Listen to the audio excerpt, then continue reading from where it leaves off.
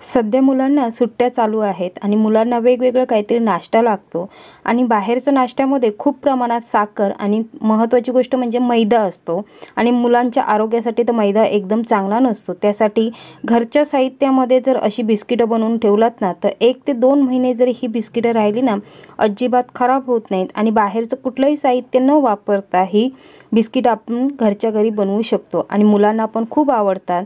चहा बरोबर द्या किंवा असंच टीव्ही बघत असतील आणि खायला दिलात तरी खूप चांगली चवीला खूपच छान लागतात। जास्त साखर पण नाही आणि मैद्याचा अजिबात वापर न करता ही बनवलेली बिस्किटं एकदा नक्की करून पहा। नमस्कार, सोनाली रेसिपी अँड टिप्समध्ये आपलं खूप खूप स्वागत आहे। आज जो मी नाश्त्याचा पदार्थ बनवणार आहे ना त्यामध्ये अजिबात मैदा वापरणार नाही। अगदी घरच्या साहित्यामध्ये आणि कमी साहित्यामध्ये मी पदार्थ दाखवणार आहे। त्यासाठी मी इथे खोबरं घेतलं आहे। हे जे असं वाटीचं खोबरं असतं तेच किसून घेतलं आहे। जाडसर असं बघू शकता, असं लांबसर किसून घेतलं आहे। तुमच्याकडे इथे जर असं खोबरं नसेल, डेसिकेटेड खोबरं असेल ते वापरलात तरी चालेल, पण डेसिकेटेड खोबरं पटकन जळलं जातं त्यामुळे मी असं वापरलं आहे खोबरं। इथे मी पाव वाटी हे खोबरं किसून घेतलेलं आहे। त्याच वाटीने मी पाव वाटी साखर घेतली आहे। साखर मिक्सरमध्ये लावली नाही, जशी जाड आहे तशीच घेतली, कारण हा जो पदार्थ आहे तो एकदम वेगळ्या पद्धतीने बनवायचा आहे। त्यामुळे ज्या वाटीने खोबरं साखर घेतली त्याच वाटीने इथे मी दही घेते आहे। प्रमाण एकदम सोपं आणि सरळ आहे।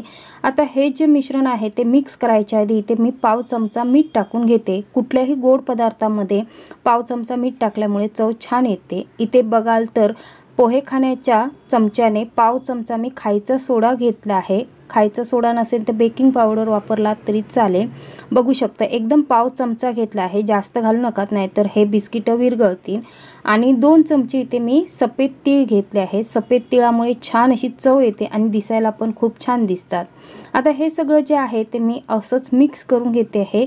असं फेटून घेतल्यामुळे काय होतं सांगा, दही आणि सोडा ॲक्टिव्ह होतो आणि आपली जी बिस्किटं करायची आहेत ना ती एकदम खुसखुशीत आणि बिना तेलकट होतात। त्यामध्येच आता मी इथे मोठे 4 चमचे म्हणजे पाव वाटीत ज्या वाटीने आपण दही घेतलेलं त्याच वाटीने इथे तूप घालून घेते आहे आणि हे सगळं असं फेटून घ्यायचं। इथे जर तुम्हाला तूप वापरायचं नसेल तर तेल वापरलात तरी चालेल, पण तुपाने छान अशी चव येते आणि मुलांना चांगलं पण आरोग्यासाठी। आता हे 10 मिनिटं मी झाकून ठेवून देते। अशी 10 मिनिटं झाकून ठेवल्यामुळे ॲक्टिव्ह होतं तो सोड्याबरोबर। आता बघाल तर माझी 10 मिनिटं होऊन गेली आहेत। सोडा घातल्यामुळे आणि दह्यामुळे छान असं ॲक्टिव्ह झालं आणि फेसाळ झालं आहे। असं झालं की आपली जी बिस्किटं करणार आहोत गव्हाच्या पिठाची ती छान होतात। आता इथे जे मिश्रण घेतलं आहे सगळं वाटीच्या प्रमाणे घ्यायचं। ह्या वाटीने मी साखर दही घेतलेलं त्याच वाटीने मी इथे अर्धा वाटी रवा घेते आहे। म्हणजे 2 वाटी जर गव्हाचं पीठ असेल तर छोटी वाटी म्हणजे पाव वाटी इथे बारीक रवा घालायचा। आता हे मिश्रण तुम्ही लक्षात ठेवायचं, मी डिस्क्रिप्शनमध्ये पण देते। आता हे जे आहे ते पाणी न वापरता एकदम घट्टसर असं मळून घ्यायचं। अगदी चपातीचं पीठ किंवा भाकरीच्या पिठापेक्षाही घट्ट पीठ असं मळून घ्यायचं। पाण्याचा अजिबात वापर न करता इथे हे पीठ मळून घ्यायचं। दोन्ही हाताने मळला तर छान असं मिक्स होतं, कारण आपण जी साखर घातली आहे ती पिठी साखर न घालता जी आपण रोजची वापरतो तशाच पद्धतीने साखर घातली आहे, त्यामुळे पटकन ती विरघळत नाही। अशा पद्धतीनेच घट्ट असं मळून घ्यायचं। एखाद्या वेळेस खूपच जर हे घट्ट झालं तर गरम करून थंड केलेलं दूध इथे वापरायचं। 2 चमचे इथे मी दूध वापरलंय आणि असं छान असं घट्ट मळून पुन्हा 15 ते 20 मिनिटं ठेवून द्यायचं। अर्धा तास राहिला तरी चालेल। आता इथे अर्धा तासाने बघाल तर पीठ छान असं फुगून आलं आहे आणि सोडा घातल्यामुळे आणि दह्यामुळे छान असं ॲक्टिव्ह झालं आहे आणि हलकं झालं आहे। असंच झालं पाहिजे। इथे बघाल तर एकदम घट्ट आहे। इथे मी पोळपाट घेतला आहे आणि हे जे मिश्रण आहे ते पुन्हा न मळता फक्त हाताने असं दाबून घेते, म्हणजे आपण जे आकार करू ते तुटणार नाही त्यासाठी असं लांबट गोड आकार मी करून घेते आहे आणि सुरीच्या साहाय्याने कट करून घेते। थोडंसं असं त्रिकोणी दाबून घ्यायचं, म्हणजे आपण जी बिस्किटं करू ना ती छान आकारामध्ये दिसतात आणि खायला पण छान वाटतात। आता हे बघा अशा प्रकारे थोडंसं दोन्ही बाजूने साईडने दाबून घ्यायचं, मध्ये पण थोडं दाबून घ्यायचं। थोडी जाडसरच ठेवायची, कारण ही जी बिस्किटं आहेत ना ती आपण तळून घ्यायची आहेत। त्यामुळे जर ही बिस्किटं पुरीसारखी पातळ केलात ना तर आपण जे खोबरं तीळ आणि जे साखर घातली आहे ना ती तळताना जळली जाते। म्हणून आता दुसऱ्या आकारामध्ये तुम्हाला मी दाखवते। इथे मी डिझाईनवाला चमचा घेतला आहे आणि त्या चमच्याने मी डिझाईन करून घेते। थोडी बिस्किटं मी वाटीने कापून गोल कट करून घेतले आणि त्यावर काट्या चमच्याने डिझाईन केली। तो माझा व्हिडिओ डिलीट झाला आहे, प्लीज तुम्ही लक्षात घ्या। आणि छान अशी तळून घ्यायची। तेल जास्त गरम नाही करायचं, एकदम मध्यम आचेवर ही बिस्किटं तळून घ्यायची। फुल गॅसवर केलात ना तर जळली जातात। साखर आणि खोबरं जे आहे ते जळलं जातं आणि कडवट लागतं, त्यामुळे थोडंसं गॅस स्लो करूनच ही बिस्किटं 15 मिनिटापर्यंत तळत ठेवायची, तरच ती आतपर्यंत तळली जातात। कारण ही आपली बिस्किटं जी आहेत ती गव्हाच्या पिठापासून बनवलेली आहे। मैद्याच्या पिठाची जर बिस्किटं असतील तर ती पटकन शेकली जातात किंवा तळली जातात, पण ही जी गव्हाच्या पिठाची असल्यामुळे स्लो गॅसवर अशी टाकून तळून घ्यायची। काट्या चमच्याने हळूहळू परतून घ्यायची। बघू शकता छान अशी आपली बिस्किटं तळून झाली आहेत आणि रंग पण इतका छान आला आहे। एक तुम्हाला दाखवते, बघू शकता असे क्रॅक पडले म्हणजे आपली बिस्किटं छानच झालीत असे समजायचं। अशा प्रकारे जर बिस्किटं तुम्ही करून ठेवलात ते 1 ते 2 महिन्यापर्यंत ही बिस्किटं अजिबात खराब होत नाहीत।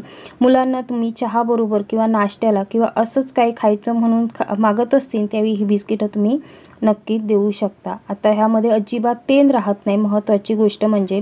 आणि ह्यामध्ये जे सगळे पदार्थ वापरले आहेत ते आपल्या घरामध्येच असतात आणि पौष्टिक पदार्थ आहेत, त्यामुळे बाहेरची बिस्किटं न देता मैद्याची अशी घरातल्या घरात बिस्किटं करून नक्कीच देऊ शकता। आणि ह्या सुट्टींमध्ये मुलांना अशा प्रकारे बिस्किटं दिलात ना तर खूप आवडीने खातील। आता हा आमचा व्हिडिओ कसा वाटला तुम्हाला नक्की कमेंट करून सांगा। आवडला तर खूप जणांबरोबर शेअर करा। इथे तुम्हाला मी एक बिस्किट तोडून दाखवते, बघू शकता आकाराने असे क्रॅक पडले म्हणजे आपली बिस्किटं छानच झाली असं समजायचं। एक तोडून दाखवते म्हणजे तुम्हाला कळेल किती छान प्रकारे ही बिस्किटं तयार झाली आहे। बघू शकता अजिबात तेल नाही आहे आणि ही जशी थंड होत जातील ना तशी चवीला पण खूप छान लागतात। गरम गरम खायला गेलात तर ती फिकी लागतात किंवा साखर कमी लागते। आणि बघा किती छान अशी क्रिस्पी झाली आहेत, आतपर्यंत पूर्ण शेकली गेली आहेत।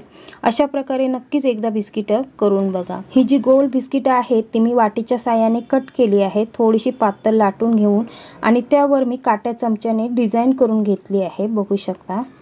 आता तो जो व्हिडिओ होता ना तो माझा डिलीट झाला आहे, त्यामुळे मी तुम्हाला दाखवू शकली नाही, पण अशा प्रकारे जर केलात ना तर छानच दिसतात आणि अजिबात तेलकट नाही। अशा प्रकारे ही सगळी बिस्किटं मी तळून घेतली आहेत आणि ठेवताना थंड पूर्ण झाल्यानंतर एअरटाईट डब्यामध्ये भरून ठेवायची, म्हणजे अजिबात खराब होत नाहीत। 1 ते 2 महिने राहिले तरी खराब होत नाहीत। आणि महत्त्वाची गोष्ट म्हणजे प्रवासाला जर तुम्ही घेऊन जात असाल ना तर एकदमच छान, चवीला पण खूप चांगली लागतात। आता हा आमचा व्हिडिओ तुम्हाला कसा वाटला तर नक्की कमेंट करून सांगा। आवडला तर खूप जणांना शेअर करा, लाईक करायला विसरू नका। पुन्हा भेटू अशाच एखाद्या नवीन व्हिडिओमध्ये, तोपर्यंत खात राहा, मस्त राहा।